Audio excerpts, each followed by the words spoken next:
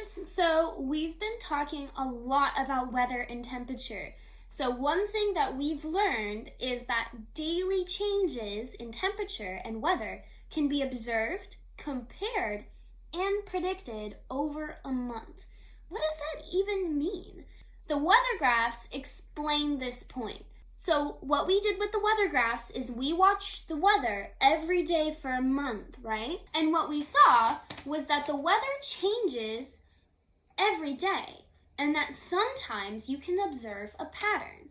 So for instance, the very beginning of April, when I started the weather graph, I saw that it was really cloudy a lot in the beginning. But then towards the end, it started to get sunnier and sunnier. So this helped me with my prediction. I thought, oh, you know what? May is going to be even more sunnier than April was. And I was right. I saw a lot of sunny days in May. I've seen a lot of sunny days in May.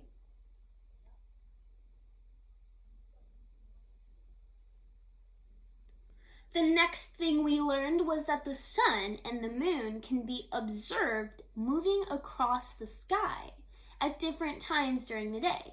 We can see them at different locations in the sky, so sometimes it might be really high up in the sky, sometimes it might be closer to where the sun sets or the sun rises, depending on the time of day or the time of night. Sometimes you can even see them during the day, and the shape of the moon will change. And we saw this through the multiple different times that we've seen the moon, right? So if you go outside later today and you see the moon outside, it'll be a different moon than what you saw a month ago or what you will see in a month, because the moon is always changing. The third thing that we learned since the beginning of this unit is we learned that each season has a typical weather pattern that can be observed, compared, and predicted. So, for instance, summer has a different look than spring, and spring has a different look than winter, because each season has a different weather because of the amount of sun that each season gets. And the number of hours during the day changes because the amount of sun will change during the day too. So these are a few things that we've learned, and we've also talked about how weather changes depending on where you are on Earth. So maybe someone in India might have a different weather than someone here in California. And a few of you have even investigated that someone in Germany has a lot of different weather than somebody here. And the temperature is different. But why is that? Why is the temperature different somewhere else in the world than here? Well, I asked you that a few videos ago, and here is your answer. A few of you have gotten this. One of the things that we talked about was we talked about how the Earth orbits around the sun, right?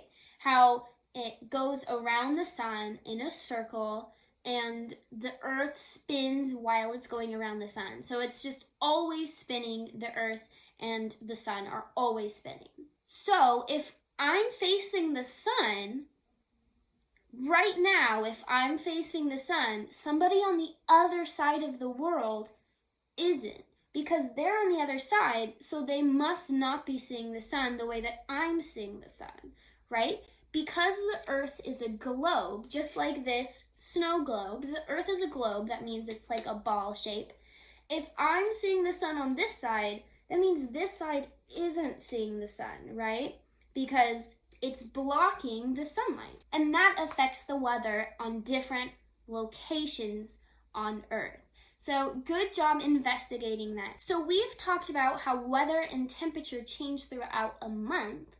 And we've talked about how weather and temperature change throughout the year. And how that there's patterns and you can predict what the next month's weather is going to be, knowing how the weather changes throughout the month. So, since I know that we're in spring right now, that's the season that we're in, I'm going to predict that the next few weeks will be sunny because we're going into summer. And I know that the daylight is going to be even more than it is today, right? As the months continue, it's gonna get even hotter. And I know this because the amount of sunlight is going to increase because of the Earth's rotation. Another thing that affects the weather during the day is the amount of clouds in the sky, right? If there's a really cloudy sky, that might tell you that it might rain, it might be foggy all day, it might even snow depending on where you live if it gets cold enough. So depending on how the sky looks, you can also determine how the weather is going to look the rest of the day. So we've learned a lot of things with weather and wind and air and temperature. And I don't have any question for you today. I don't have any challenge for you to send me. But I do want you to go outside and just notice. I want you to go outside and see the wind, see how it affects the leaves around you.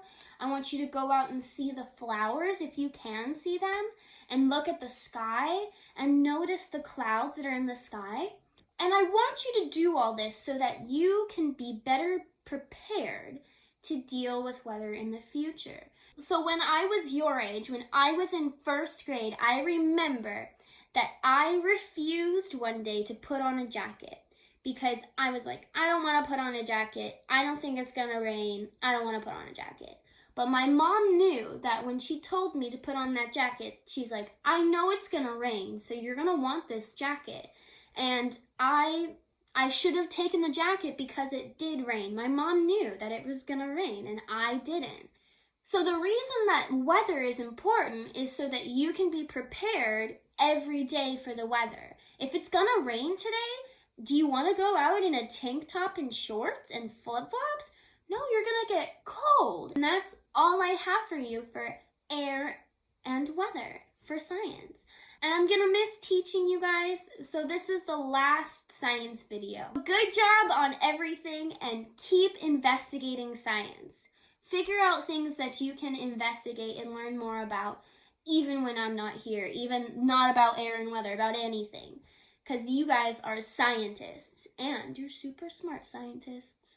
So, good job, everyone.